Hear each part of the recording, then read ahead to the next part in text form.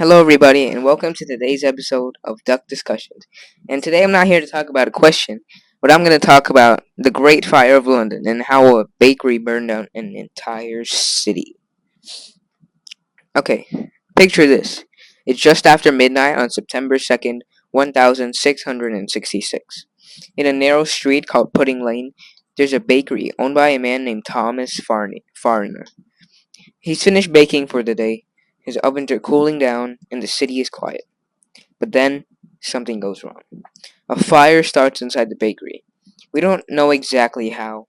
Maybe a spark jumped from the oven, or maybe embers caught fire in the wood. But now, fires were pretty common back then. London was packed full of wooden houses, many of them old and dry, built super close together. People lit candles and lamps all the time, and they cooked over open flames. So it didn't take much for a small fire to grow, and a little fire can turn into a huge fire in a matter of minutes. That night, the wind was blowing hard from the east. The flames jumped from the bakery's walls to the next neighboring houses, then to the next street, and then the next street, and then the next street.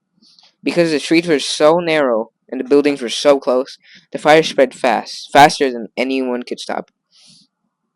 The next day, people woke up to the glow of orange and red light filling the whole sky.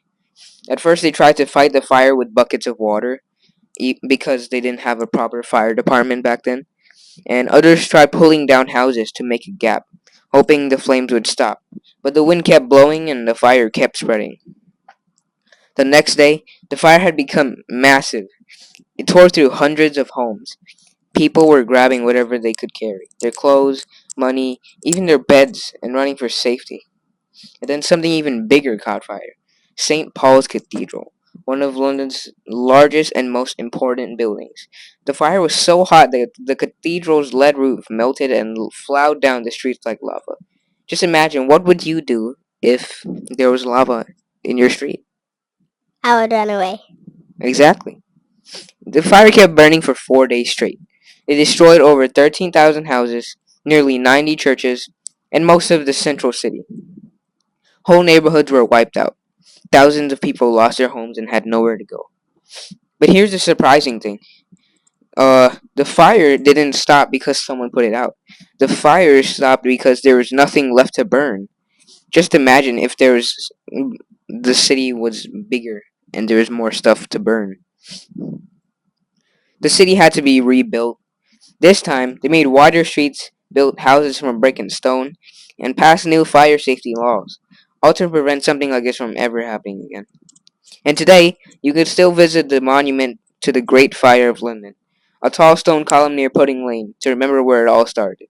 And that is the story of how one small fire in a bakery grew into a disaster that changed the city forever. If you like this video, please leave a like down below, and Subscribe. if you want. Thanks for watching.